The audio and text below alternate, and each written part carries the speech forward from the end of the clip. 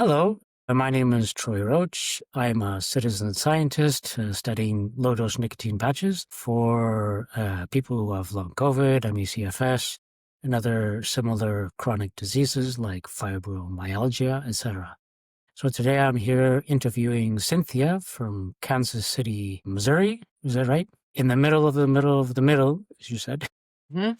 So she's going to tell her story about using low-dose nicotine patches and how that helped her, and then any other things that helped her or maybe made her journey more difficult, which we all know is not an easy journey. So Cynthia, maybe you can start by telling a little bit about yourself and who was Cynthia before being sick, and then maybe a bit about your journey with being sick. Sure. Well, thank you for having me. I'm excited to get to proselytize about this a little bit. Prior to getting sick, I lived in New York City for almost 20 years. I went there straight out of college and worked in architecture at first, and then moved into the film industry as a set designer and production designer. I had a really great, amazing working body before. It was not uncommon for me to do 14, 20-hour days, 3, 4 days in a row. I did mostly commercials and reality TV and things like that. So it was a really intense schedule, but then there was lots of space in between for recovery time. My job is often done by men, usually moving furniture, carrying rolls of carpets, giant potted plants, and I was extremely physically active and super healthy. My lead up before that, because my body's always been a little bit sensitive to things. I wasn't a big drinker. I didn't do a lot of drugs. I would smoke pot occasionally. But I realized as a freelancer and not having access to health insurance in the United States that the best thing that I could do was to make sure what I was putting in was good. So even being faced with an entire table of craft services, which is all the snacks and junk and things, I got pretty good about not having bad habits, even when the entire world is laid out in front of you and you can have gummy bears all day instead of eating lunch. Still am a light smoker. I started smoking cigarettes in architecture school to have a reason to get up and leave studio. It was a habit that I always kept. It was also the one reason you could leave set and no one would complain. It was a break that everyone respected, or I'm losing my temper, I'm going outside for 15 minutes, leave me alone. And I was used to other people really demonizing smoking and cigarettes, and I personally didn't have a whole lot of negative effects from it. But I also wasn't someone that needed to have a cigarette first thing in the morning or be a really heavy smoker that way. So if I'm on a closed set for 2 or 3 days, I just didn't smoke. So it was contained enough for me that it felt like something that I enjoyed and it was in a reasonable space. But I was used to a lot of people being like, "Oh my God, you're smoking, it's terrible." And I was like, I enjoy it. It doesn't seem to be hurting me. I did also always smoke American Spirits, which I noticed if I were smoking other cigarettes, I would get all of the things, the sore throat, the cough, the headaches, all of this other stuff. So for me, having so much experience with nicotine, being able to tell the difference, even just with cigarettes, between just tobacco and the however many chemicals are in there that they're not telling us about, was pretty obvious. And because I have such sort of a sensitive system, I could kind of tell. Um, so in 2017, uh, my man and I saw a 130-year-old mansion in my hometown when we were home from my brother's wedding. And we're looking at aging in New York, what our possibilities were. We were in our late 30s, early 40s. It was like, okay, we can't just live in an apartment and work until we die. Something else has to happen in the second phase of life.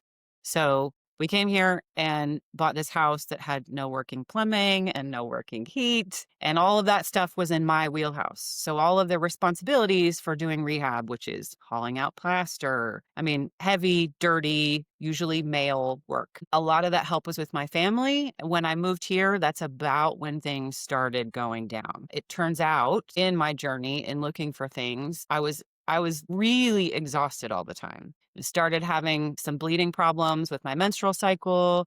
And they were just telling, like, and we looked through and ruled out a whole bunch of things. I was lucky enough to have a childhood friend who came back to practice medicine in the US. She'd been in New Zealand for probably about 10 years and decided to open a direct primary care office with complex illnesses.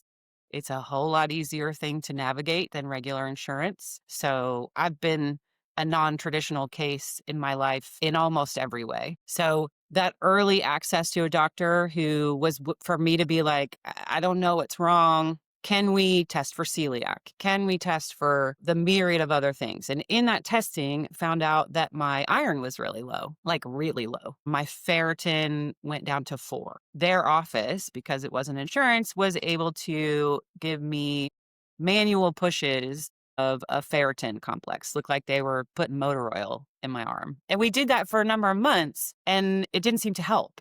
And we couldn't figure out why. Where's the hole in the boat was sort of the metaphor that we were using, because iron is something that your body has to use or something else has to eat it for it to be excreted. So something's using all this iron, or I have bleeding somewhere and we can't find it. So everything was checked, no bleeding, all the things. And as a last resort, she sent me to a nutritionist who did a DNA gut zoomer test to check if there was something going on in my gut. Maybe it was just IBS, because there was also sort of constant diarrhea that went along with all of this and getting really reactive to foods. And we found out that I had a freshwater fish tapeworm, which was a super fun journey. That did not resolve itself with the single dose of praziquantel that they say is supposed to make that happen.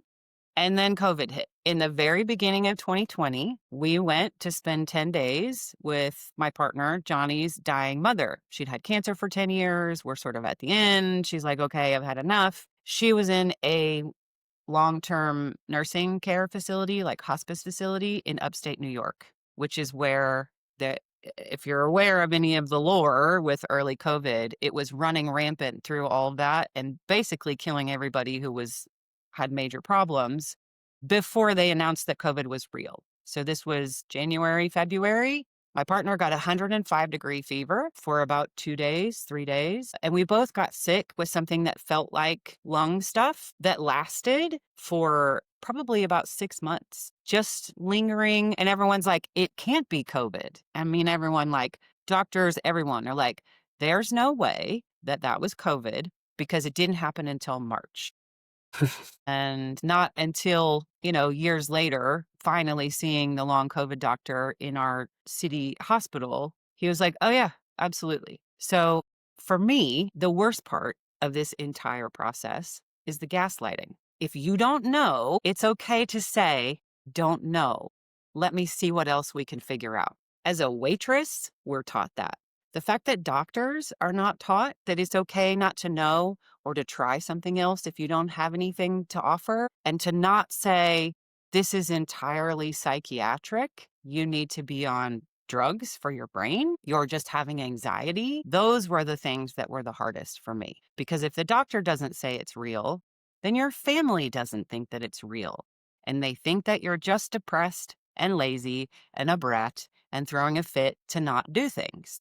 Like, what do you mean you can't get up and take a shower? What do you mean you're not going to eat and get dressed? And it's like, I have enough evidence in my history that that's not the kind of person I am. So some of it was believed more, but this is a little off topic, but the things I'm seeing in my current support groups are that if you don't have the evidence Uh-huh. that you weren't a lazy person before, good luck having anyone believe you. Good luck having the internal belief that you can get back to being healthy if you've never been someone that's like I'm not a workout person because I was carrying carpets and chairs like I didn't need to. But I see so many people currently with long COVID that people won't call long COVID because doctors aren't getting paid doing that, whatever it is. The gaslighting is the hardest part. And Uh-huh.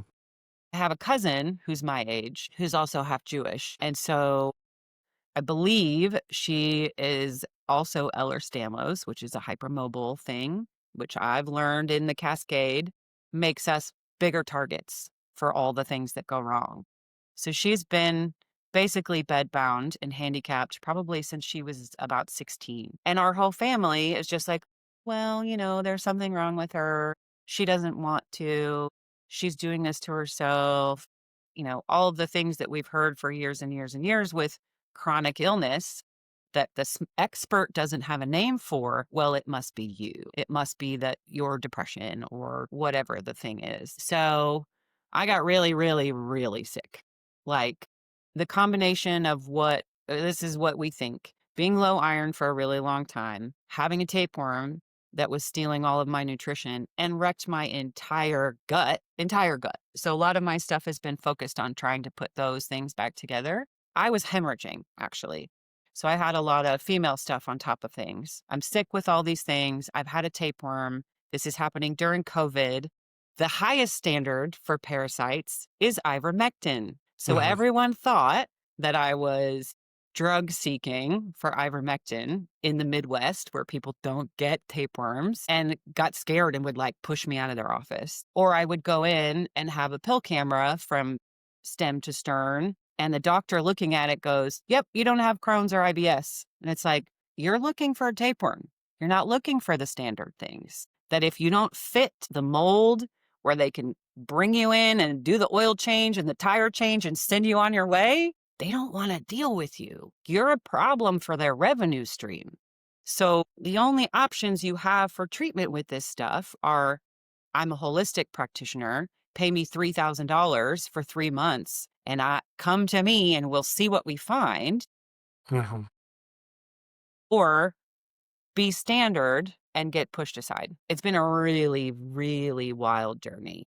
So I started self-treating by getting tapeworm medicine outside of our country because our big pharma has limited it to one pill. You're not allowed anything else because it's out of patent and they can't make their money. The nicotine patches or nicotine as a thing, uh, therapeutically, I found after going through all the standard long COVID things, which for me got diagnosed because I was hemorrhaging and I couldn't stop hemorrhaging from my periods. I mean, they put me on medication that you give to an open heart surgery patient after open heart surgery to stop the bleeding. I've never had any problem like that before. Doesn't seem to run in our family. It's like, what the heck is going on? I thought it was still tapeworm residual stuff because it had messed up my gut. Part of what a tapeworm does is changes your bleeding structure. It's doing that from the inside to make sure, not too much. Like Wow. it wants to eat. So it Yeah. says, hey, don't clot. I want to keep taking this. When I started using the nicotine patches, so I happened to get lucky in this hospital when all this stuff was going wrong and like, oh, you're bleeding. We'll put on you the meds to keep you from keeping bleeding to help you clot. I was like, okay, but everything's still wrong. Like I was basically bedbound. I couldn't shower. I couldn't cook for myself. I had no working memory. If you handed me two objects at the same time and said, go put these two things away, I would get lost. It's like, and for other people to understand that that was real and it wasn't that I was just tired, that was such a hard thing for somebody else to get what this feels like. Like, oh, you need to exercise. We need to go for a walk every day. And I would do 15 minutes and it would feel like there were Rice Krispies popping inside the muscles in my thighs and my ass. It's like, this Like is not acid right. flowing through your veins. Yeah. Well, so we've learned also in this long process that I don't have a normal pain response. So a lot of things that should be painful for me don't feel like pain, which is why I think I didn't end up in the fibromyalgia bucket. Because if I had had widespread pain, they would have looked at what was up wrong with me and put me in a different category. But because I wasn't presenting with pain, nothing I was saying was being taken seriously.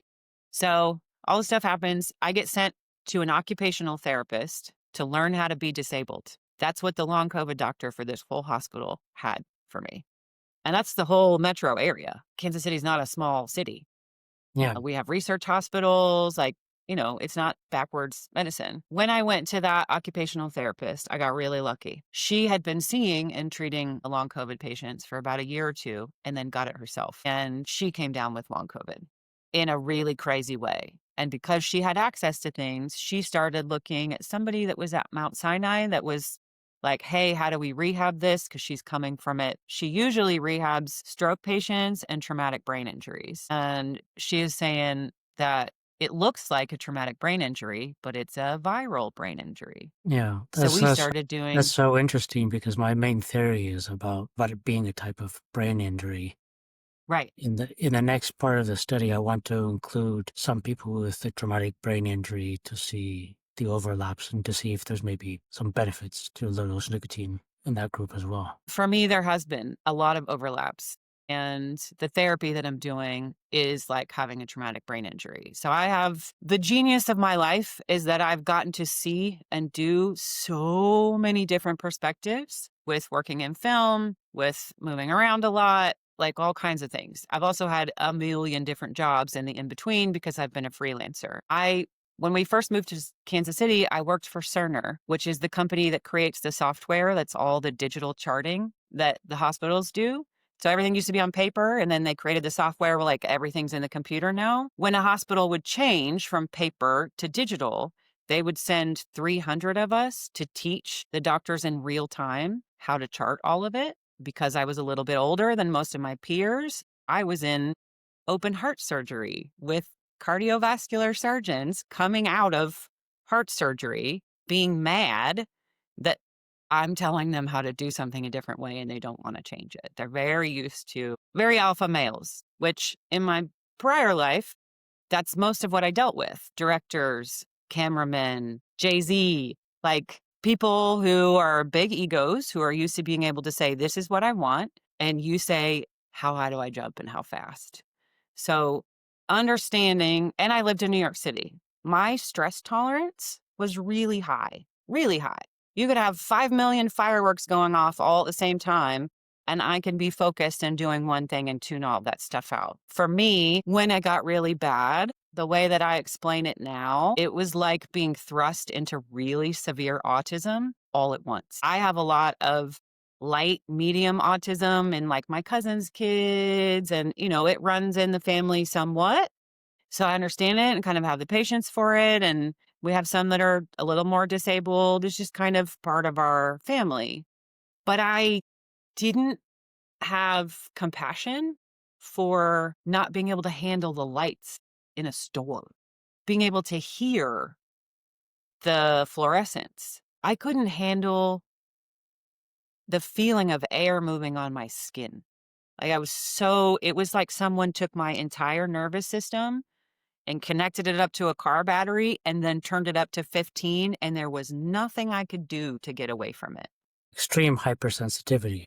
Extreme hypersensitivity. And mine presented as extreme emotionality too. So this amazing therapist who I would love for you to also get to talk to, because she's been like on a mission and is dismayed that not a lot of other people are studying it and finding it. She actually just mentioned she went to 7 conferences this year for PT, OT things like speech therapy and stuff like that. Almost everyone who was attending the conference was looking for medical advice because they were sick, because they can't get answer. When I went into her, the first thing she did was I think it's the Bell score. No, Bell is how handicapped you are. I have all the Fun cup paperwork. It's the hypermobility, the for sort of quick hypermobility. mhm. So it's like, does your thumb bend back and touch your arm? Do your joints come out easily? It was all of those things. It had a lot to do. Your soft palate is really crowded. I have a deformity on my feet that I've had since I was a little kid. So I have like really hardcore bunions like ballet dancers do, but I've had them since I was a baby. So she went through all of this stuff. And in all of that, in her checklist, it was childhood trauma.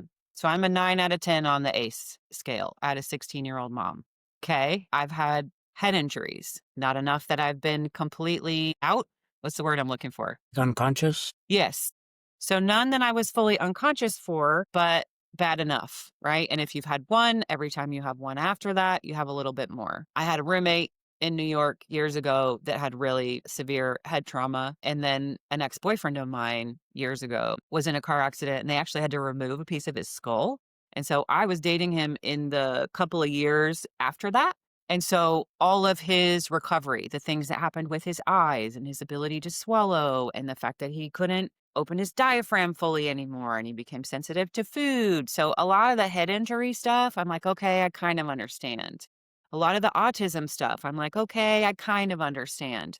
But the fact that it all seems to be connected to the nervous system as a whole, that's something that our Western medicine doesn't even really think is real. Like, hey, acupuncture, chiropractic, pressure points, like baloney. You have to do a chemical to change that lever. And understanding that the chemical is spiderwebbed and connecting to everything else. You don't have a single cause and effect that science likes to think is happening. So when Jenna, this therapist, went through and did this assessment on me, she's like, I'm not surprised. You're hypermobile. You have major trauma as a child. You have head trauma on top of it.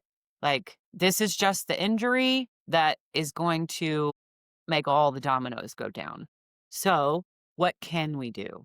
Because she was a therapist helping people who lose body mobility or the ability to swallow, any of those kinds of things, her mindset was like, all right, what can we do? How can we get around this? How can we make sure you move slow enough that you don't crash? So the first thing she gave to me was the visible armbands, which works a lot like a Fitbit tracker, which is what Yeah. I'm wearing now because I'm in a clinical trial and they want to keep track of things. But the commercial ones are crap. Absolute crap. They're encouraging you to do more, which is the biggest mind shift that you have to learn. I'm a toddler. I have a toddler's nervous system. That's how much I can handle before I need to eat or sleep, that I'm going to have an emotional meltdown. Like, so those are Visible the Visible is expectations. very good for pacing, I think. It helps people learn to Yes. pace better. Yes. So with that, it was how I made my doctor diagnose me with POTS because he was going to say, I can't because I don't have a tilt table. And I was like, okay, would you like to watch? Here's my phone. You want to see what happens when I stand up? Like, and on top of it, part of my response with my nervous system being so fried was I would cry uncontrollably all the time. So if I had gone to Aldi's with my a man and we're in the grocery store and I've gotten to the point where I'm like, okay, it's too many objects. So I have too much visual stimulation. It's cold in here. I'm having a meltdown because I can't regulate my body temperature. There's people getting too close to us and bumping. Aldi's is 4 aisles and it's 5 minutes away from our house. I used to live in New York City. I can't handle a grocery store anymore. I could also feel like other people's emotions were inside of my body and I couldn't shut the door. So if the checker the next aisle over was annoyed, I didn't even have to be looking at them or focusing on them. I could feel all of their frustration, anger, anxiety, or whatever inside of my little toddler nervous system, and I couldn't turn it off and I couldn't get away from it. Yeah, the hypersensitivity seems to cause people to be like kind of empaths because you feel so much, there's so much Yeah. stimulation coming in that Yes. you notice a lot of things that maybe you wouldn't normally notice. Why? Like, and to have the people around me be frustrated with my overreaction by not understanding because it doesn't make any sense. And the doctors are going, I don't know, exercise, work harder. It's been Jenna's mission to try to educate as many of the other doctors in her complex as possible about graded exercise, what post-exertional malaise is, and to not tell this vulnerable population, burn yourself out. Because the try harder, work harder is such an even more American Midwestern ethic. Yeah. And it's causing a lot of damage and then making you feel bad because like I'm doing everything they're telling me to do and it's not working. It must be me. There must be something wrong with me. So in that list and all the things that Jenna went through and did an actual evaluation, which was more than any doctor that I had seen, was like, hey, what's actually going on with you? And they were asking me questions. Look, she was asking me questions looking for bigger things, like not being able to control your bladder. Same thing. I thought that was a separate issue. the doctor that treated me for it treated it like it was a separate issue.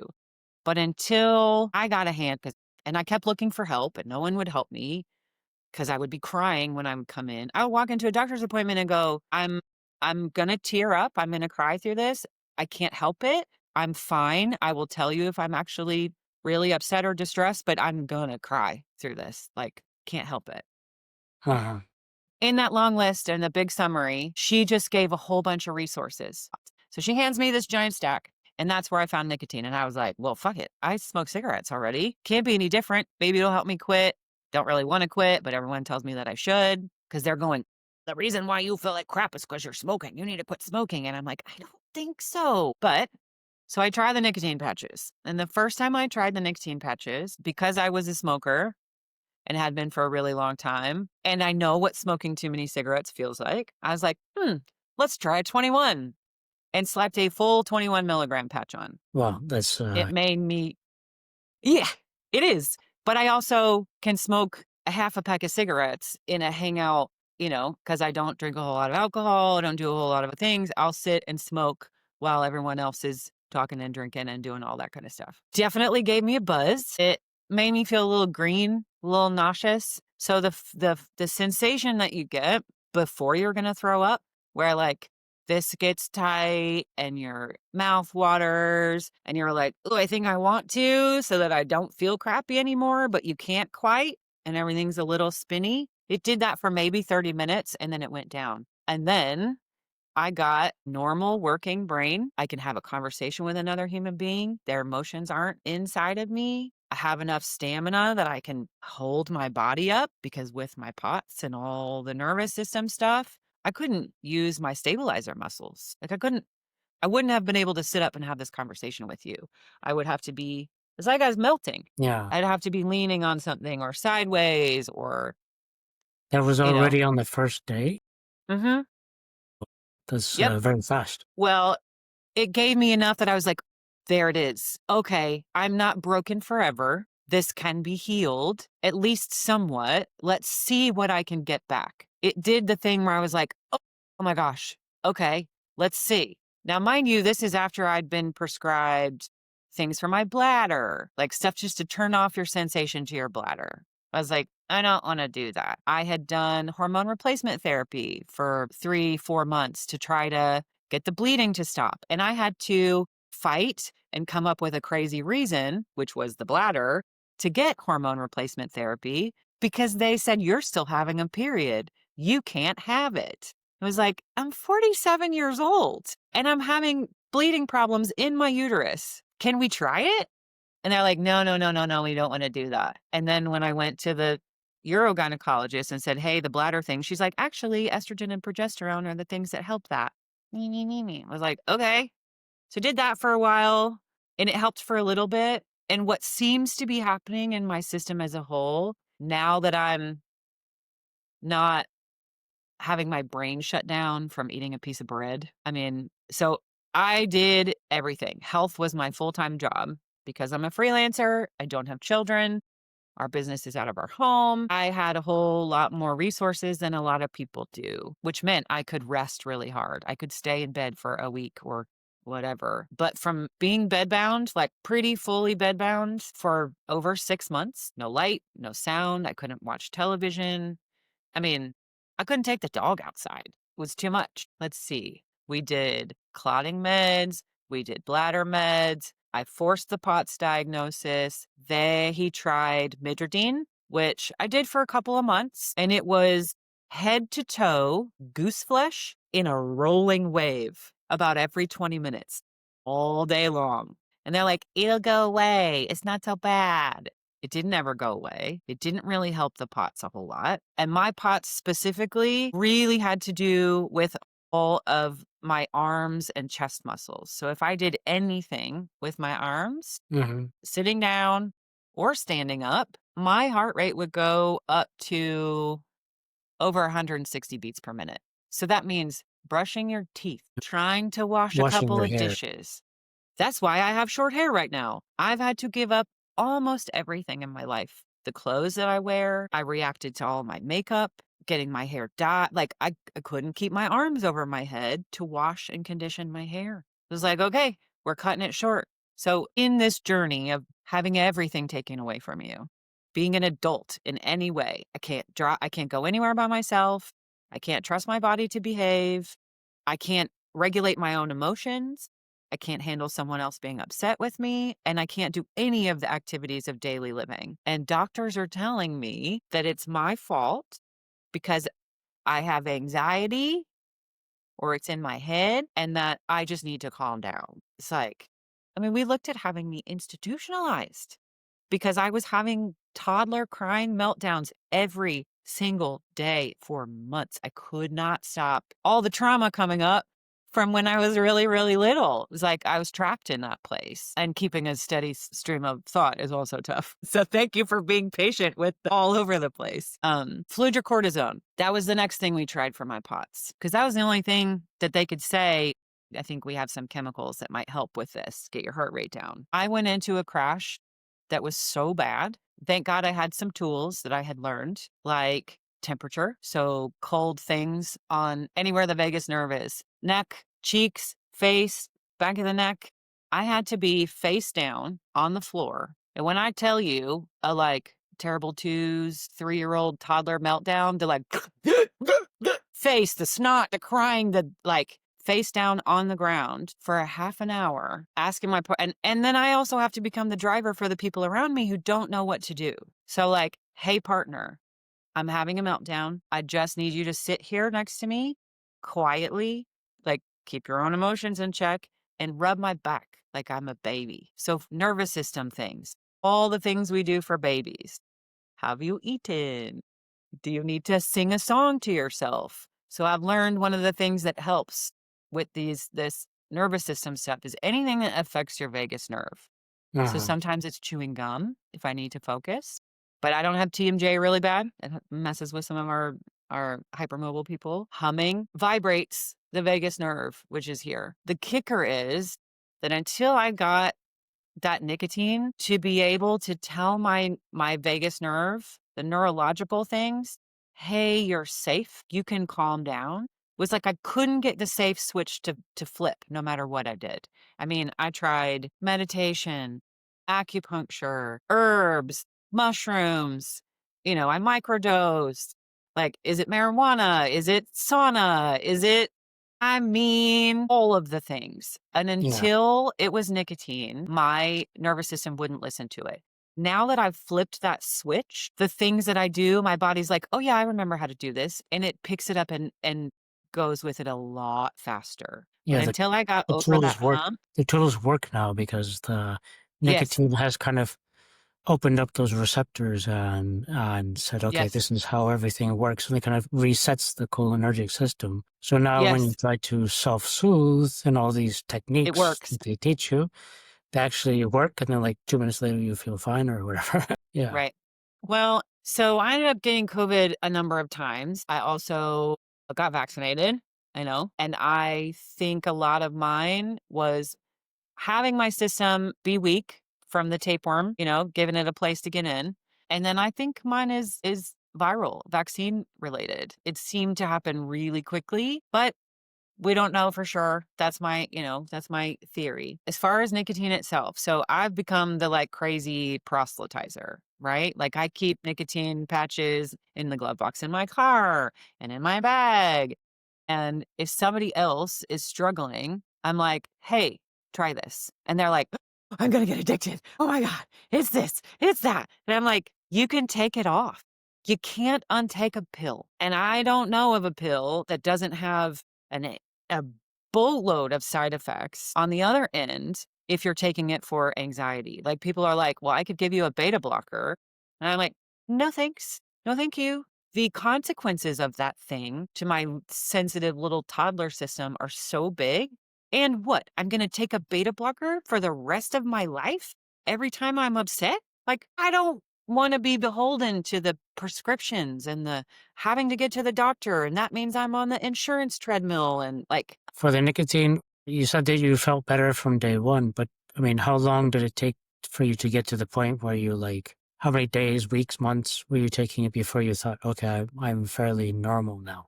So it took probably almost 2 years, and I'm 2 still years not on the fully nicotine. better.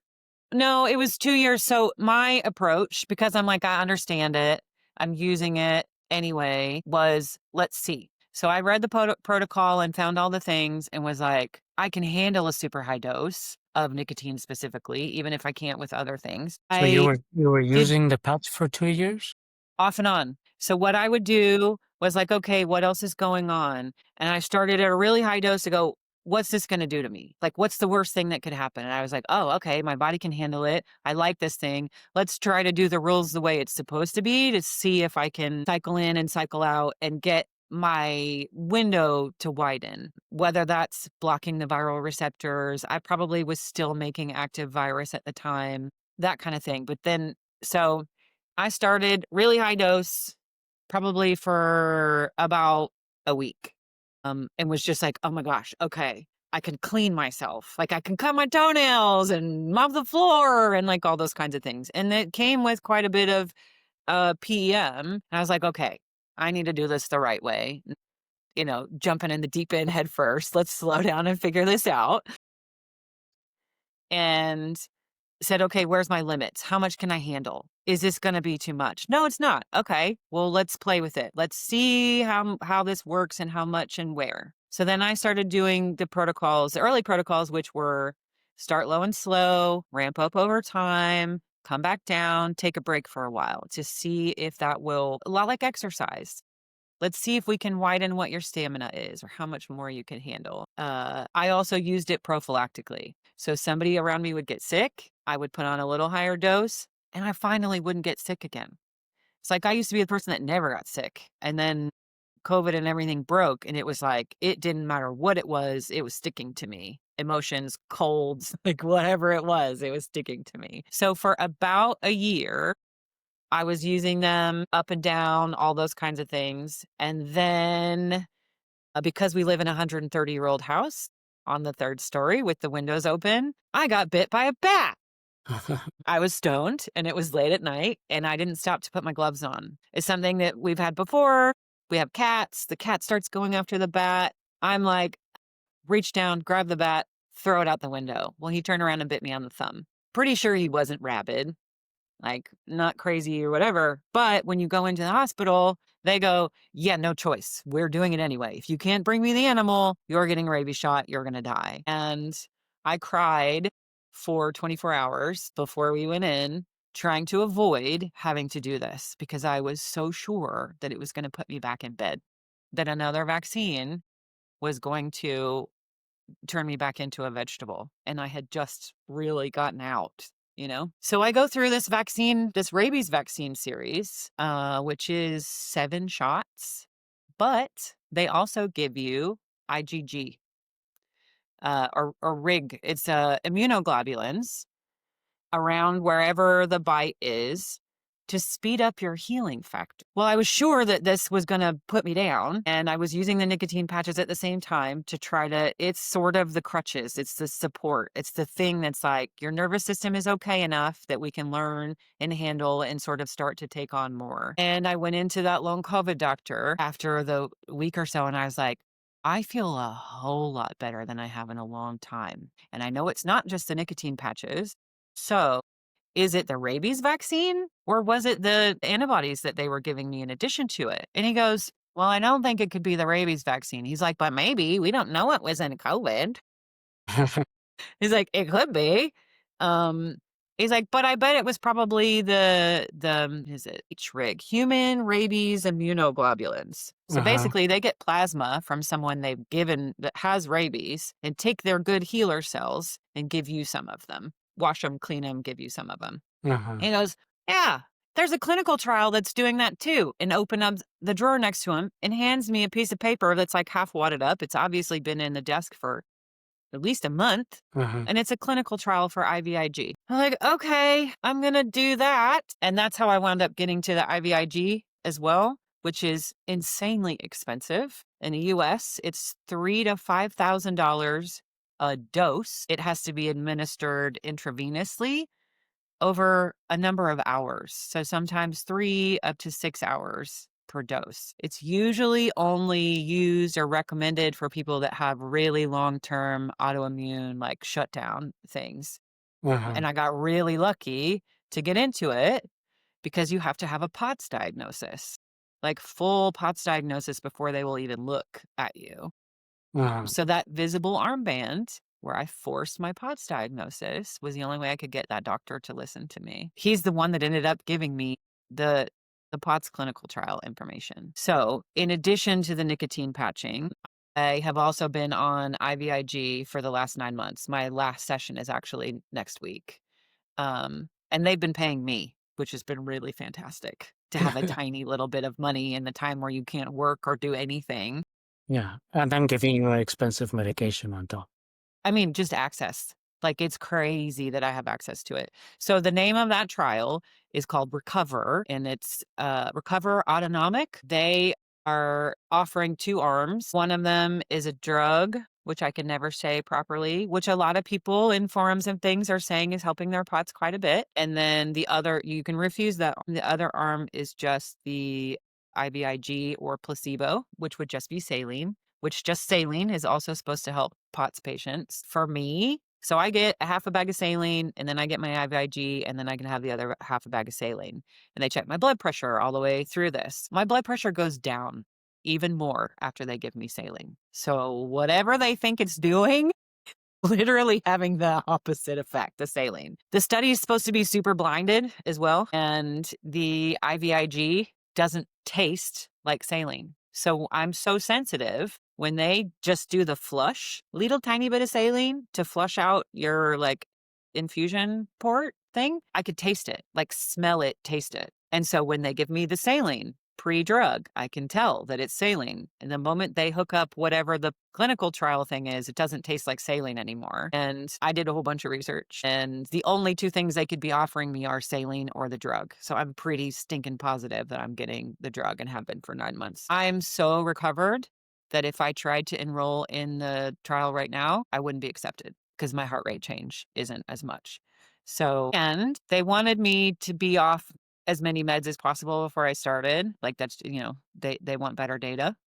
They don't care about nicotine patches because it's over the counter. So I've been using it synergistically the entire time. And in the time that I've been doing it, I have now told the anesthesiologist that runs the trial, who's using them all nicotine patches just for like brain stuff. It's something he can do for a little bit of a boost while he's whatever. Just like a nootropic.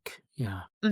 Which is what I see a lot of podcasters and things are doing. That's what a lot of the people with pouches, and I wonder about that and people's ideas about nicotine, that I think maybe that's actually helping in a weird way. Like, if I can take it recreationally and it's not that bad for me, that the addictiveness, that conversation about how addictive it is, how addictive it isn't. For me personally, I can put on a 14 for a day and not wear it the next day, and I'm okay. I am getting a little bit of nicotine here and there from having a couple of cigarettes if I feel like it, but I don't have full fall off from that. I have worse withdrawal from coffee, like just when I could drink coffee, because part of all of this health stuff for me has been super strict diet. It's all a histamine diet, which is like basically you can eat like an Irish toddler. You can have potatoes and some basic starches and some whole meats and the really basic vegetables, apples and grapes, but like really super strict diet. One of the biggest things, this is just a weird side note, one of the biggest things that I've noticed as a sensitivity for me is anything that's enriched. So in the United States, we spray chemical vitamins on all of our starches. Uh-huh. And if I have a starch that has that in it, so half of a hamburger bun that's enriched, it's like someone pulls my power plug. I'm like, can't think, can't talk. It's like shutdown. It's like full shutdown. And that's a weird one. That and citric acid. I lived in New York City. I used to have a coffee shop in my house. Like, we ran a business that was a coffee shop. I can't have caffeine of any kind. I can't have carbonation of any kind. Citric acid, which is all citrus everything, or enriched. any starches. But if it's not enriched, I can eat a whole pizza. Tomatoes aren't so great, but it's been wild to learn all the things that can have that effect when I didn't have any of that before, that it punched such a big hole in the boat. And nicotine seems to have been the thing that turned off the smoke alarms. I like high stress things. I like a challenge. I like, my entire career, my entire identity was someone coming to me and saying, hey, so we want to do this crazy thing and we don't know how to do it. And you have 2 or 3 days. Here's a whole bunch of money. Go. If it wasn't hard or it had already been done, I wasn't really interested in it. So somehow the universe gave me the same kind of problem, just with my health and my body. So having the mindset of like I've given up that there's a doctor who's going to want to understand or be helpful, or not threatened enough that they'd be willing to accept that a nicotine patch would even be helpful. Oh, I They're mean, so busy going, you're going to get addicted. if I get addicted, then just prescribe nicotine patches for me and then I'll stop. I have used that logic. I have definitely used that logic on them. Like, hey, there's something wrong with how you're talking about this, because this is like, what? And still smoking occasionally at the same time, for me, it is not the same sensation at all. At all. I mean, If smoking worked, all of the side effects that people have with the nicotine patches come from smokers who are used to nicotine. So the side effects of nausea and headaches or whatever, these are all standard existing side effects for people who are used to smoking and nicotine, etc. So, I mean, the effects of the nicotine patch are very different. And actually, the way it goes through the whole system is different. And it's, it goes completely all through the body and then collects in the gut. That's why people usually have, yeah. gut So, issues. anecdotally, But what dose are you on now? right now, I stopped even looking at the numbers. I cut the width of a lolly stick, like paper, the little paper tube that you chew on after you're done with your sucker, about that thickness off of half of a 21. So because I used them so much and did it for so long, I'm kind of in the free-for-all stage. But I buy 21 milligrams because I'm cheap, so that I can cut them up into small pieces. For a while, early on, I was actually able to get them as a prescription for free from my doctor for quitting smoking. And then I noticed that almost everywhere quit offering that. I think that there's a backlash, or that somebody heard that it's being used that way, and they're really trying to clamp down on even being able to get to it, which is wild. It's strange because it's so freely available. You can order it online. It Very cuts cheaply into their anyways. profit. If there's a way to heal this and get better, you don't have to go back to your doctor 15 times to try this med and that med and this thing. It's like understanding the financial structure of the whole thing. In the US, anyway, pharma has all of medicine cradle to grave. They have the government who says you can use it, do it, this is safe. They have the research journals. They have the teaching hospitals. They have the funding for the hospital itself. Like, my doctor just kind of was telling an anecdote, and he goes, yeah, I tried to prescribe this one special test for colon cancer. I tried to do like this new test that's like way better. And I was told by my bosses that I was not allowed to request or use that test because that is not what our facility uses. And if I continued to do that, that I wouldn't be employed here anymore. Their hands are tied so tightly. Doctors couldn't recommend this even if they wanted to. They'd lose their job. 100% would lose their job. So on that note, I have gotten my anesthesiologist on nicotine patches for funsies because he wants his brain to go faster. 2 of my infusion nurses. One of them was for her husband because he was having emotional reactivity that he just couldn't get a handle on. And it seemed odd to her, for all this time. Slapped in it. She was like, well, yeah, he used to chew all the time. It would be awesome if he didn't anymore.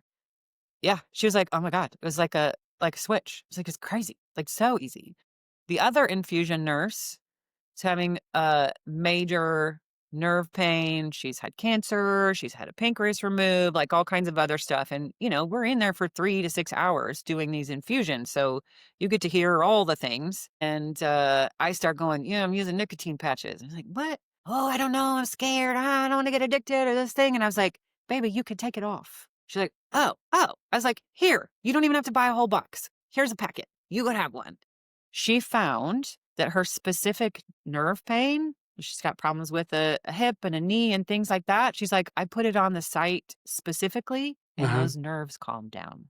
Wow. So that has been a lot of my focus with other people. It's like when I'm pushing my stuff, hey, I think I have something that will actually help. It has been about specific pain. It's been about sciatica for my brother or somebody else who was in a car accident, and it's something that's specific nerve pain. It's the only thing I've seen that will touch anything neurological. So for me, I have stuck them on my face. So I had a trigeminal nerve, this one, all on the side of my face that was on fire. Like if you have a sunburn and you give that sunburn a really good slap, that sensation afterwards was the whole side of my face, inside and out, cheek, everything, for a couple of months.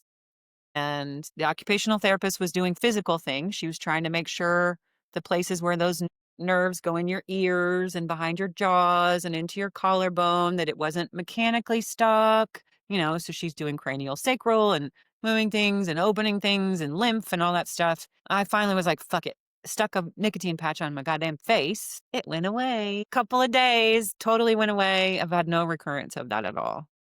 Wow, that's strange because there's actually like people that say that nicotine is bad for trigeminal nerve issues. Well, it definitely has an effect.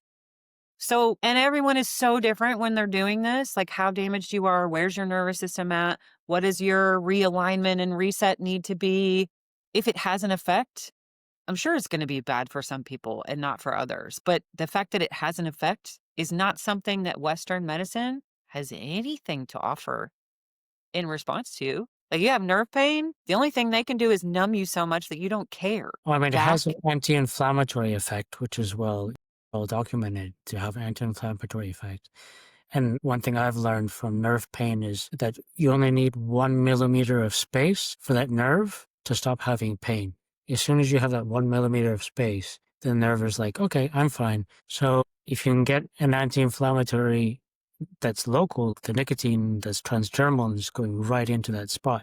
And it's giving you that 1 millimeter of space, then the pain will go away for some people in some cases. Not like everybody will be cured by it, but yeah. right.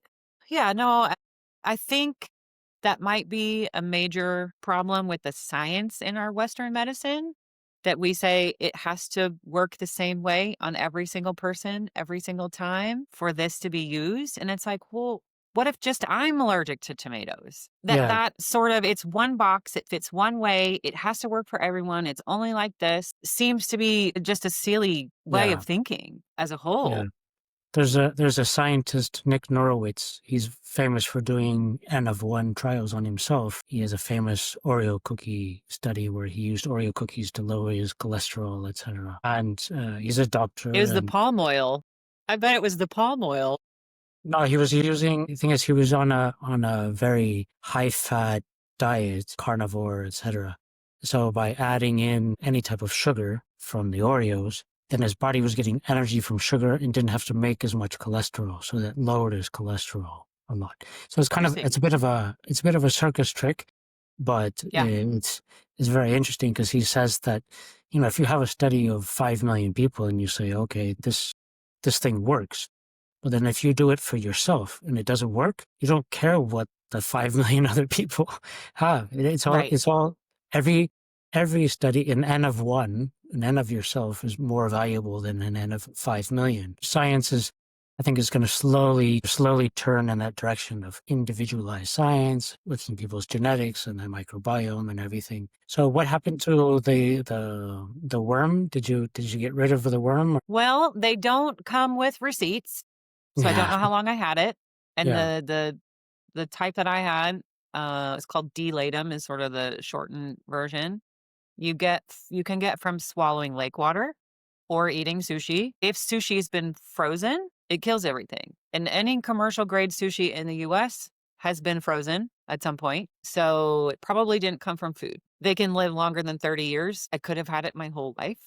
Don't know. They also don't give you receipts when they leave. So Well, because I'm in the mid, one woman was sharing pictures on the Facebook group of the tapeworms leaving, and we are like, "Oh, you have to take those down because people don't want to It's be really looking at yucky. Oh, I have pictures. pictures of Oh, that." I have pictures. People have two responses to tapeworm. Either they go, okay, please stop talking about it. Or they go, wait, what? Can I see? There's no in between. It's either full on, I am fascinated, or I'm so disgusted. Please stop talking about it. I don't want to talk about it anymore. Yeah. I still haven't taken ivermectin. Not really sure why. Not opposed to it. Would do it. I'm kind of letting the universe let things show up when they're supposed to show up, like the bat bite. What But about I did. what about the bleeding? So I did end up taking niclosamide, which is anti-parasitic, antiviral. So I was like, okay, 2 for 1, which I had to buy from Turkey and Germany, as I had to do a couple rounds of it. And I did pass what looked like a ball of dough. So different meds do different things. Some are just paralytics. You're supposed to pass it all in one big piece. Others, it kills it inside of you and then you start to digest it and then whatever. But you're never really sure. And with tapeworms, if you don't kill the head, it will just keep regrowing. So I think we did that for quite some time, but I think it's gone. I can't quite get anyone to believe me enough to look at the abdominal CT scan. Like they look at it for the regular things. And I'm like, no, can someone actually like really look at this and make sure that I don't have the scolex of this damn thing? Like in the alleyway to my spleen or in the alleyway to my pancreas. Cause like we keep killing it and it keeps coming back. We're not sure. Don't know. Pesticides have nicotine as their base formulation because it's a nervous system disruptor. When it's in that high of a dose to a tiny little insect, it just scrambles their freaking brain. I was also told, and I found this part really interesting, as I'm in the Midwest now, I was told that the home remedy when you grew up in the Ozarks, as a kid, was to take an entire wad of red man chewing tobacco and swallow it, that it will deworm you. And that's also that animals will naturally eat tobacco leaves as a dewormer. It might be why your dog is eating your cigarettes, that there is a natural thing that's in there that we're like, oh, wait, and we use it for these things and know that we use it for these things, but somehow we're not supposed to use it on people for those things. It made me think about why tobacco is a sacred plant to Native American people, because they use tobacco, nicotine, smoke. So then I started really digging into natural remedies and things that they're using for stuff. And it was like, oh yeah, nicotine, and the internet's trying to suppress it majorly. You have to really dig to find it. That they were using it for coughs and colds, and they knew that as a poultice it works one way, and inhaling the smoke works another way, and ingesting it works this way, and ingesting it with something else makes it work another way. So the fact that we're not looking at it as a medicine makes me really seriously believe that it's a pharma thing, because they can't patent something that nature already knows how to do. It has to be something new, which is why I think so much of their interventions and all that kind of stuff is just chemical. It's literally the only tool they have. There's also just the problem of, since it can't be patented, nobody can get rich, so then nobody can use the money to do research. So it then ends up being people like us who end up have to do the research on our own. Well, and no one, our research isn't credentialed. Yeah, it's but not. we were able to publish already. That's great. We were able to publish in February, so that's fantastic.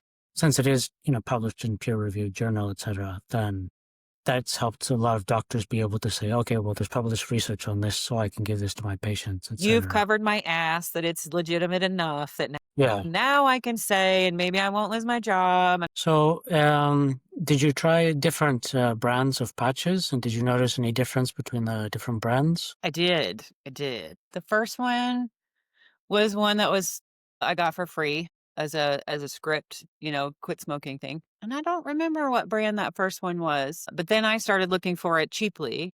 So it was Amazon, and it was quit smoking, and it was a 3-step. So I had some bigger ones and smaller ones and could play around. And I did those for maybe 2 boxes worth. And then when we tried to reorder, we noticed things were a little bit funny.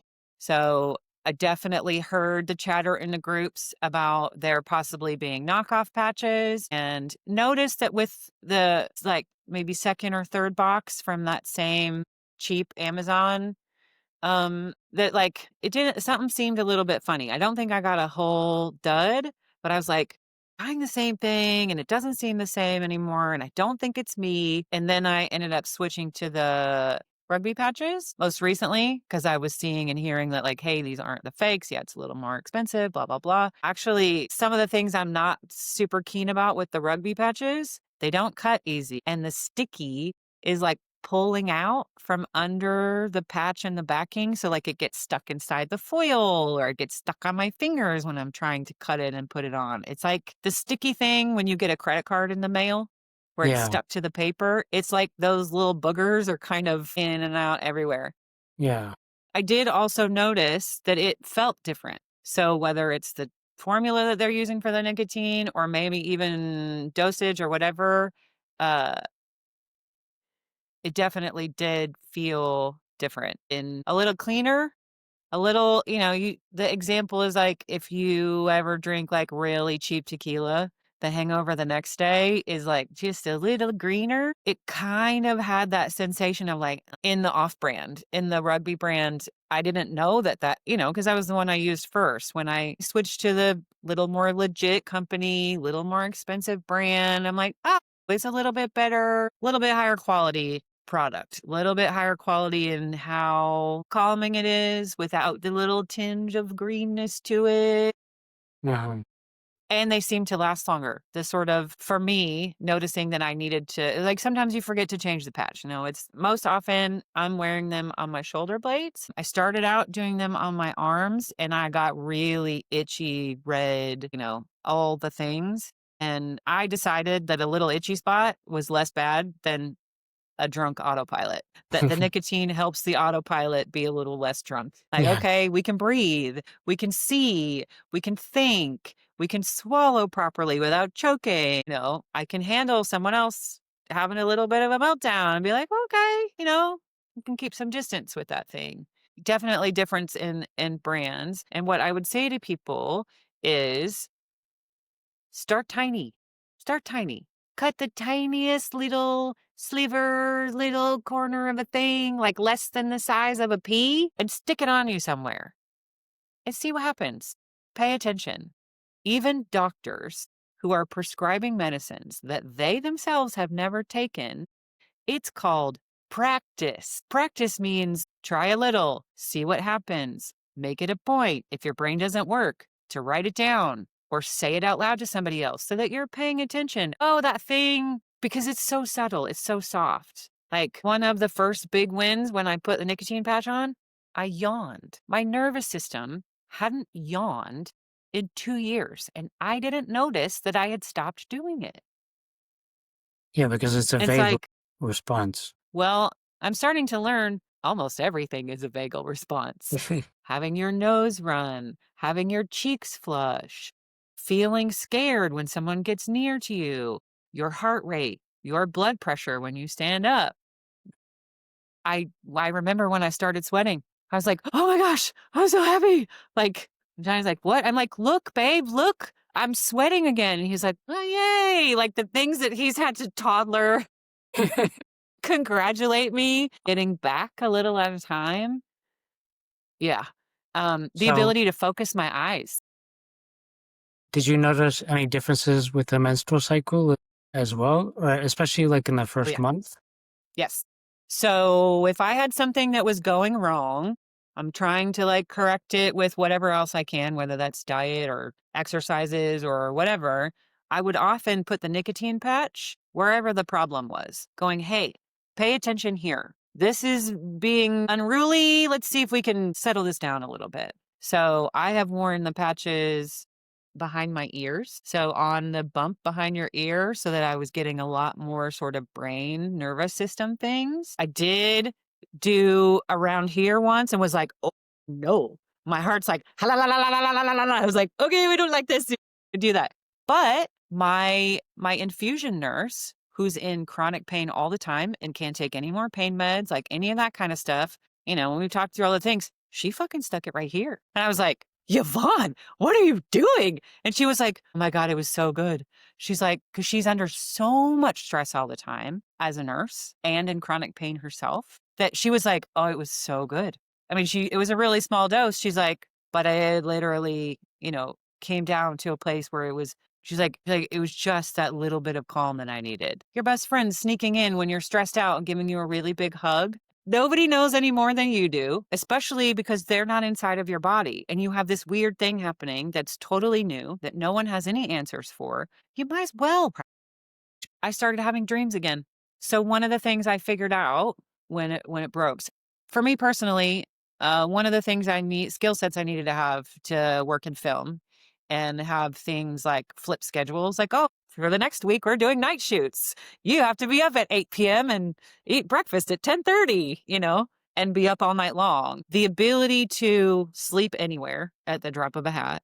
So in a hamper or the back of a truck, like if they're busy for 2 hours, I'm napping somewhere. I've cultivated that as an adult, which is not a skill that most people have, to just be able to sleep because I don't know when I'm going to get it next. And I might have to be up for 20 hours or whatever. So sleeping has never been a problem for me. It's also, as a kid with all the trauma, it was my safe place.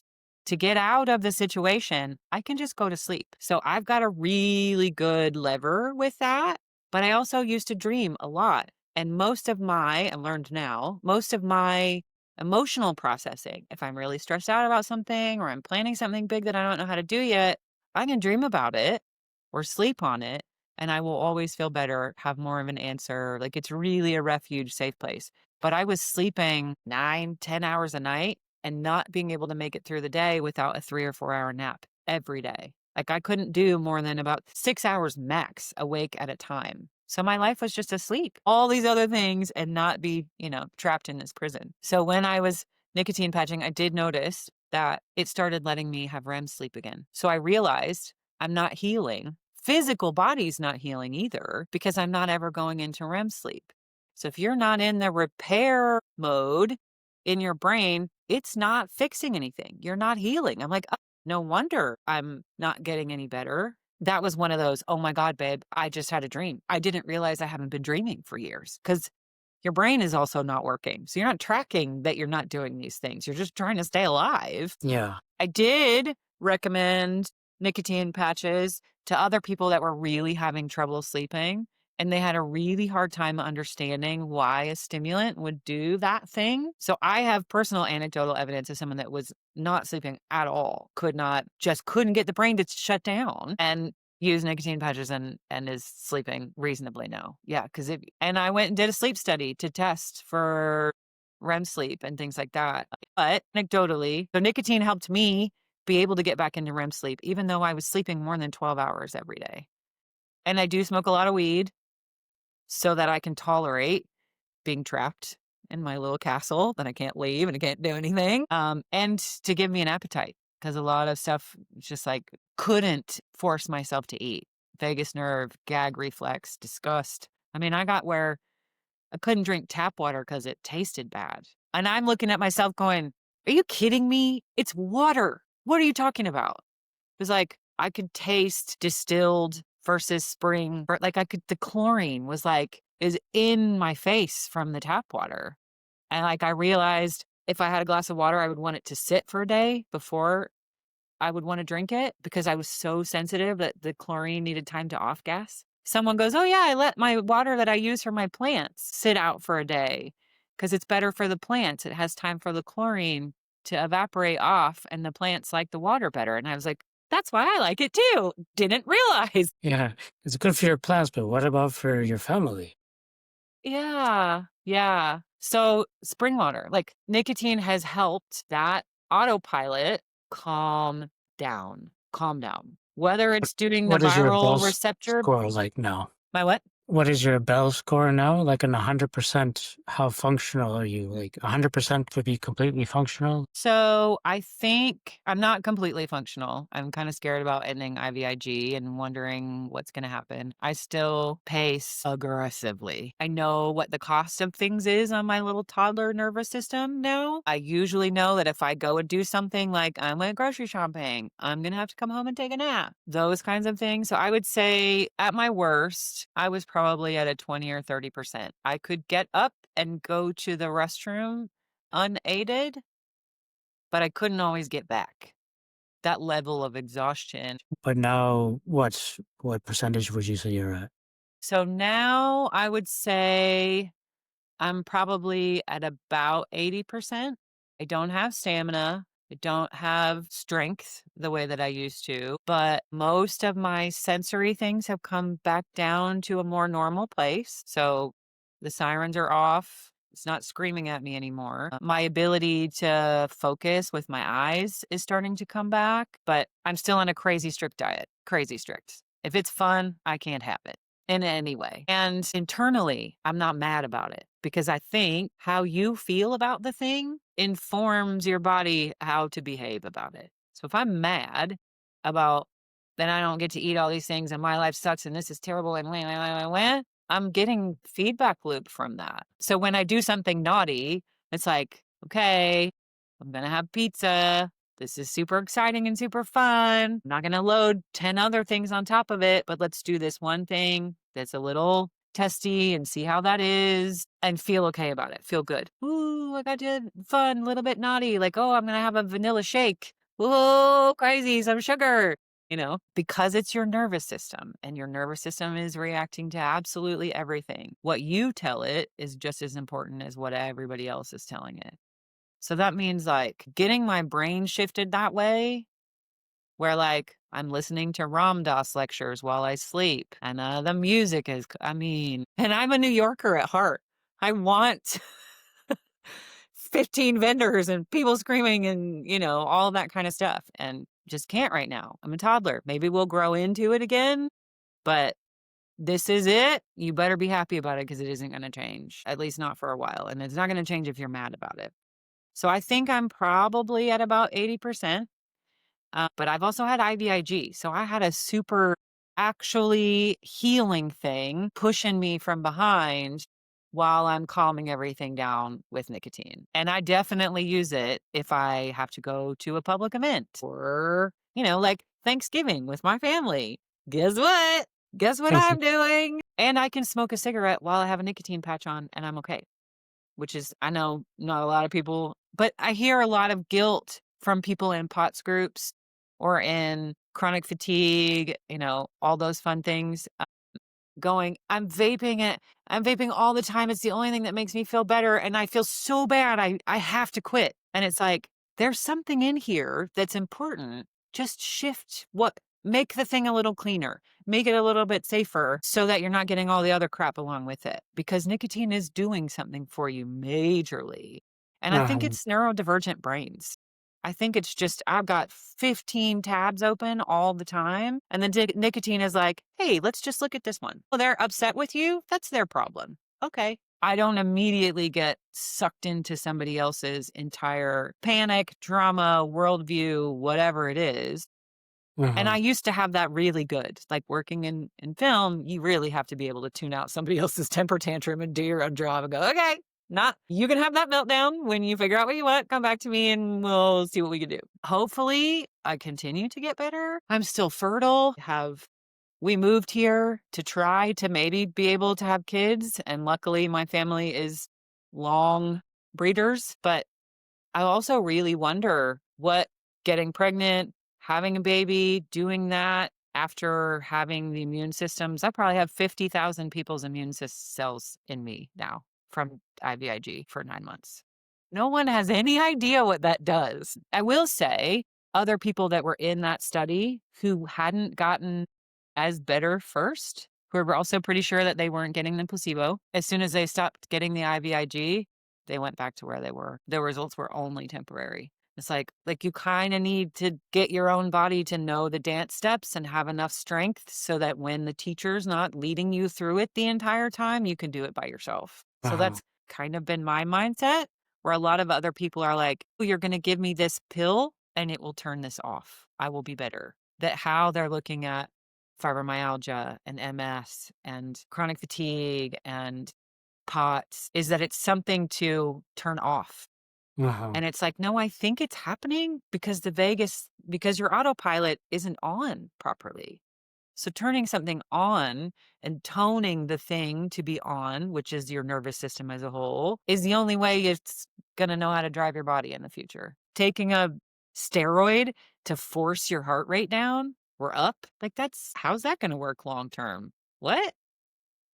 Yeah. Because the body is raising the heart rate for a reason. So Yes. instead of lowering the heart rate, you Yes. need to figure out why it's happening. Right. Right. So, like, my blood pressure is crazy low. It's always crazy low. Of course, my heart's going to have to beat a little bit faster. That balloon doesn't have really thick walls. It's really squishy and stretchy. So to get that fluid to move, if the space isn't tight, you're going to have to pump harder. Yeah, there's Yeah, one thinking about subtype of Ehlers-Danlos syndrome. One subtype yes, is that affects the vasculature so that the muscles around and the nerves around the yes. vasculature are just weaker and they can't pump as much. Well, and our whole immune system is in our fascia. And if the fascia is also collagen and elastin and fibrin, connective tissue, which is Ehlers-Danlos, oh, that's why they're more susceptible to these things. The metaphor that I've started sticking to when trying to explain this to other people or trying to con people into trying nicotine is that everybody has pantyhose, right? If all of our fascia, which is the underlying stuff everywhere, is pantyhose, because you've peeled chicken and seen the silver skin. There's a thing in there holding your meat bag together, right? Everybody else has regular pantyhose. Ehlers-Danlos people have fishnets, which means the holes in those things are so much Yeah. bigger that not only do things come in easily, they also don't hold easily. So theories. Well, since it's been more than an hour and a half already, eh, I just want to know, like, for if you had to put up a slogan, one sentence slogan about nicotine and how it affected you, what would you put? So, I could use it for the thumbnail for the video. Sure, it sobered up my drunk autopilot. It sobered up my drunk autopilot. Okay. All right.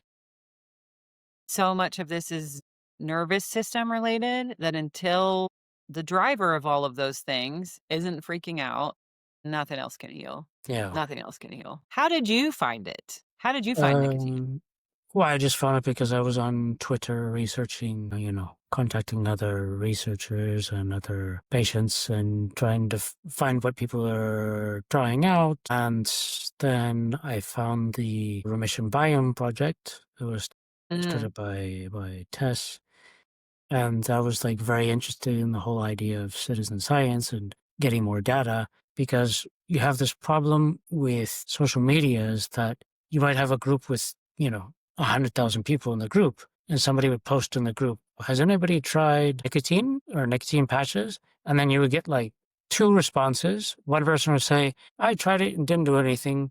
Another person would say, oh, I tried 21 milligrams and it made me really sick. And that's the data they had to make decisions. So I was like, "Well, we have to collect more data. I mean, we have all of these people trying all sorts of things, and nobody's really kind of like centralizing the data on individual treatments. So when I saw the nicotine, I was like, okay, I want to start trying that, and then tests you're on not Twitter said, scared? huh? You wanted to start trying it. Were you a Yeah. smoker before? No, and actually, I come from I'm like very anti-smoking. My father actually right now has stage 4 lung cancer, and he won't stop smoking, even though he's had chemotherapy and surgery to remove part of his lung. It was the same thing with my partner's yes, mom. yeah. So it's just I've been anti-cigarettes my whole life. So when the idea of nicotine came along, I had to do a lot of research into it. To get over your own. Yeah. Yeah. So then that's like one of the first things I did was try to compile all of that research into a small area and say, okay, this is what the science says for this and this and this. And trying to That's a separate nicotine from cigarettes. And then I started collecting data. And then I started contacting with Dr. Leitzke in Germany, who was the one that wrote their first paper. Are you a data collector by trade? Why most people don't want to gather up the nuts like that. Oh, They're no, like, I'm not. ah, I'm not a data collector by trade. I mean, I studied international politics at university and kind of one aspect of that is like doing surveys and collecting data on what people think, etc. But I only had one class on that topic. But the thing is that I teach English to nurses and physiotherapists at universities. I had a lot of contact with the medical world, and like you said before, you worked for the company, in contact with doctors, etc. So I had contact with that world, and I understand some of the research. I was trying to teach the students how to read the research in English and to understand it, etc. And then by default learned about it as well. And I was able to get some support from other universities when I had doubts. And that the biggest support came from, Remission Biome and Renegade Research, Tess and Isabel and Kat and all the people there. They're actually, scientists with doctorate degrees and so would answer my questions and help move it forward. So, we got You've the... been able to get a patch onto your father, or will he not do it? No, he was only willing to use the patch while he was forced to stay in the hospital for the surgery. But And when he got out, he was like, no, I want the real thing. yeah, eventually, like, he was like, okay, no, I don't care. I want to smoke, It's so a because really smoking was so interesting, different than yeah. just It's a nicotine. really, being around just the smokers my whole life, like on film sets, only the people that smoke know each other from going outside, like those things. They are all the neurodivergent people. Yeah. Yeah. And I I've really think, seen that from the research as well, that in long COVID and MECFS communities, depending on your definition of neurodivergence, there's at least 90% are neurodivergent and as autistic ADHD or HSP. yeah, So speaking to you, it seems like that you are an HSP, which is could be partially yeah. like born with it or Well, I from was a trauma. designer. As a as a designer, it's literally my job to read your mind and Mm-hmm. give you what's in your head without Yeah, you being able to tell me what it is. yeah. But the thing that surprised me about HSPs is that you can be HSP, but then you can be something called HSS, which is high sensation seeker, which is that you are seeking excitement and adrenaline, etc. Race car drivers, Race car drivers my and brother. Oh yeah, they're skydivers. addicts. Yeah, They're usually addicts or yeah, adrenaline junkies. They're cops, they're firemen, they're ambulance workers. Yeah. but They moved to New York City your and work work in in cinema in New York. That's kind of maybe in some ways like you're like being careful, healthy. protect yourself, but then at the Healthy. same time you're Yeah. looking for that next rush of Yeah. like, if it's not challenging, I don't want it. I had the same Exactly. thing for skydiving. I was like, okay, I want to do skydiving. This is so exciting. But at the same time, I wanted to be really, really safe. So I would constantly mentally visualize and practice every jump, like for days before I would go out and jump. And then I would do jumps and, get the rush from it. And then eventually like, okay, I want to go jump again. But then, so it was that constant back and forth between HSP and HSS. Yeah. A really fast brain that gets bored really easily. If I've already done it, like my reward is new. I figured out a new thing. It is novelty seeking. And it's like, but this is also our most fragile communities. All of our homeless population is probably in this category. And that's why people are, as addicts, are turning to like, and probably why nicotine cigarettes also are so addictive is because it's literally the only thing that's holding their brain together. I'm sure the chemicals are also really terrible, but if everyone's a lot like the data gathering, everyone's doing this. Like there's a stereotype. Is there a reason for the stereotype? Is there a kernel of something in there that's important or true? Are we just using it wrong? Is it upside down? How do Yeah. we get That's this thing in a place where one of the hopes I have with this research is that I'm going to, in the next phase, I'm going to collect data on whether people are highly sensitive people or not, and what level, whether they changed or not when they got sick, etc. And then try to look for different correlations between that and the response to nicotine, etc. yeah. Because I think that there's probably a high correlation. And if you take that back, if you could go and get to people when they're young, where they're just adolescents, teenagers, and then find out if they are HSPs or HSSs, etc., and then educate them and say, look, you see the world slightly different than other people. You experience things slightly different. Just understanding what's going on and then say, Mhm. okay, well, if you need something to help, try nicotine, but don't use any oral versions. Just, use a nicotine patch. Then maybe smoking would disappear because people would already have that need met. And then if they tried to take up smoking, then maybe they'd be like, well, I don't know, it's not filling a gap because that gap was already filled beforehand. So I talk about my meat bag a lot because something that happened for me was that my identity as who I am became separated from my physical body. It even became separated from my brain. Like when you're trapped in isolation, that long, you get to do all the spiritual retreats, whether you want to or not. It's forced. And in that metaphor of the meat bag, it's like not everybody gets the same vehicle. Some people get a Ferrari and some people get a bicycle. And that vehicle changes I got, throughout your life too. yeah, and it changes throughout your life. How you drive, I mean, my brother's a race car driver. How you operate your meat bag really matters. Some things you can punch and they'll do 200 miles an hour in 3 seconds. But if you try to do that to a delivery scooter, she's going to blow the engine up. Being able to have metaphors for those things, to understand that kind of stuff. But in my therapy, when she's making me do exercises to turn on new muscles or things for my brain, which is like eye movement, I have a moment when I start and she's telling me, okay, focus on your muscles on the back of your arms, like getting your scapulas down on your back. When I first do it and it's isolated, my brain goes, no, I don't want to do that. Can't turn it on.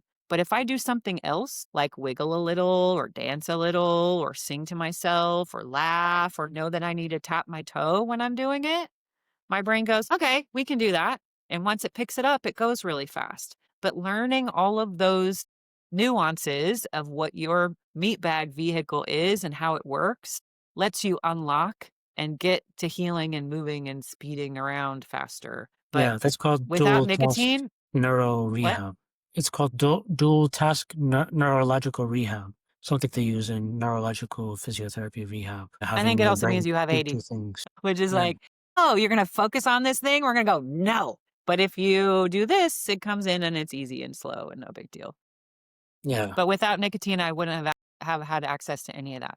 And maybe that's chemical for us, but without that crutch, I don't think I would have gotten anywhere because I couldn't think straight. So that means you can't investigate. You can't challenge your doctors. You can't stay calm enough to keep your partner from freaking out because they don't want to have to deal with someone who's now disabled. Like, yeah, it tickles me that I have held on to my bad smoking habit my whole life as like my one little vice that I like. And that nicotine not only was the chemical that killed the tapeworm, but it was the only thing that let me of it. Thank you for collecting all the data because I'm fine jumping off the deep end, but trying to help anybody else, they're like, where's the study? Who's the thing? That's bad. Why didn't you? And have you found that AI has helped or changed or improved in its responses when you're asking about nicotine now, that it knows the difference a It's little more between getting cigarettes? it's getting better, but also you have to know how to do the prompt.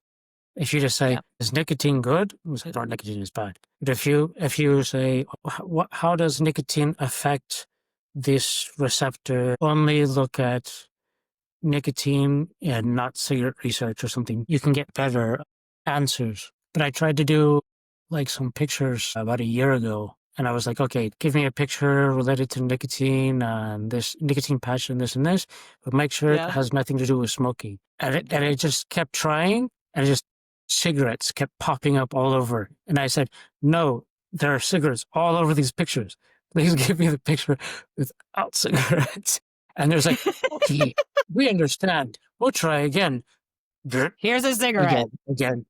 After like 8 times, 10 times, I was like, I give up. You are unable to do this. Whereas now it's a bit better. Yeah, I noticed that changed probably about 6 months ago. So I was using Grok because it was not as clamped down as the Google or Chat GPT. They were giving me the same stuff my doctor would say to me. It was like, we don't know anything. You shouldn't do that. Be careful. And I was like, all right, I need a teenage boy to talk to me because there's way too much safety protocols in this. Probably when God bless AI. They broke our brains and then gave us a computer version to help us with it once it was broken. It was really a relief to not have to argue with the AI so much about what I Mhm. was doing. And a lot of times I had to argue 4 or 5 times, like, hey, look, this is what I'm doing. You can either tell me how to do it safely or you can give me no information. And then a lot of times it would be like,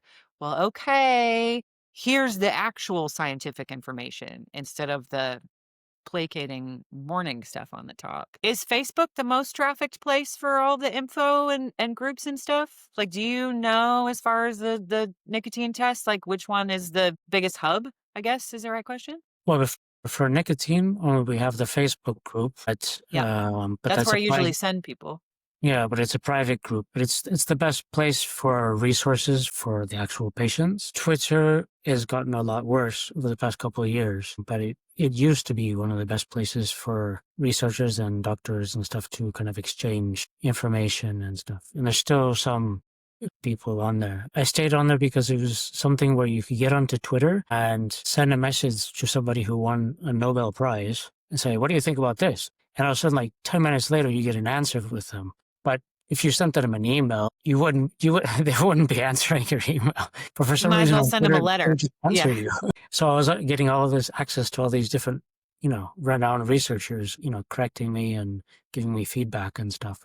And I was just like, okay. So Twitter's good for that, but Facebook's good for just general community on specific topics, the LDN I've group. never thought about using Twitter that way, that it was a way that I could actually get to someone that I had real questions from to get answers. Yeah. Well, I mean, it's not like, it's not something where like 100,000 patients can all of a sudden start messaging random doctors. And actually, Dr. Leitzka, for a while, he was on Twitter and answering all the messages that people were sending him. And he had to And back eventually, up. he had to be like, Too delete much. Twitter. Yeah, it's too Yeah. much. Yeah. Yeah. Yeah, because when I'm pointing people, the thing that I find most often, here's a pain point, don't know if you can do anything about it. When I'm recommending nicotine to somebody else, they need to see data. They're not just gonna believe me, even though they should, because why not? You can take it off. You can't untake a pill. That's usually my biggest thing. It's like, if you don't like it or it makes you feel crappy, you can literally peel it off. You can't untake an aspirin. Like, if you take too many mushrooms, you're trapped there for 6 hours, even if it's in pill form. You can literally take this off. And that's usually the thing that softens it. But with our neurodivergent brains being the people that need this, there's some people who can't sit still to read or won't watch a video, like that kind of thing. So the infographic posters Mhm. were pretty helpful for those that can't, like, that's one of my other superhero powers. I used to ingest tons of information text, like I can read tons, medical papers, research papers, and understand it, which is something that not a lot of people can do. You just either have that or you don't. And a lot of our neurodivergent brains have a hard time getting that information. And I see it too when they're like, people come in and they're like, what dose do I use? And it's like, practice. This is a practice. That's like walking into a club and going, which dance step do I do? Like, well, we're going to have to figure out what works well for you, what's too much. Feel out all the edges, find the new baseline for you. Everyone's been taught that they're not allowed to trust themselves to make those decisions. They're supposed to go to an expert who says, take this thing and you will get this. Don't come and see me again for 3 months. I don't think anything in life actually really works that way. Yeah. I mean, some things probably do, but not, not very often. Can you think of a Not for single everyone. example? I don't know. I know that I have taken like some types of medications in the past where I was just like, okay, take this medication for X amount of time, and then it solved the problem Oh, it'll turn without your symptoms without off. without major side effects or whatever. Yeah. So it's not. It also depends on the person as well. Right. That trust of like, hey, this is not a magic bullet. It's not a magic pill, but it will help you find your sea legs, and you're gonna have to figure out how big your life jacket's gonna be or not be. That internal trust of like, oh no, I can feel this. And a lot of people that are neurodivergent and struggle with interoception. they're not getting, understanding, or feeling all any of the stuff that's going on inside. Yeah, yeah, yeah. That's one of the biggest problems with the neurodivergence is you're highly sensitive, but at the same time you have very bad interoception. So you have all of these inputs, but at the same time you're very bad at actually feeling your own feelings, your own body, your own sensations. Right. Yeah. Very, very high, very likely. Very likely. Thanks for talking to me. Thank you for letting me chew your ear off. Thank you for collecting the data. And thank you for making this available to other people. Because some guy in Spain is the reason why I'm not trapped in my bed. Oh, I really, really, really and Dr. appreciate that. Lightska Yeah. for starting all of this research as well. Well, without sharing it, I would never have found it. So the share is super valuable. I really, really, really appreciate it. 89